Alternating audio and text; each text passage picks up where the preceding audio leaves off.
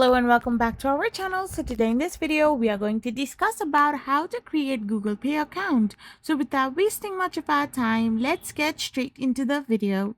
So for this, all you gotta do is simply tap on your Play Store and go in your search bar and type in Google Pay. So once you do this, you will have your Google Pay account right over there. So there you can simply download it. So once you simply tap on the install button, your Google Pay app will now be downloaded in your device. So once the app is downloaded, simply tap it open, and once you have done this, you need to simply select the country.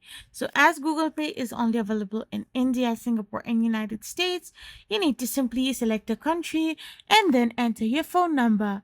After you have entered your phone number as well, you need to sign in with your Google account. Now simply follow the instructions to secure your Google Pay app and add a bank account as well.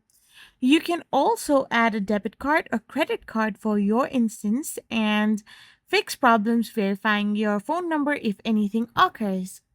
So this is how you can create your Google Pay account.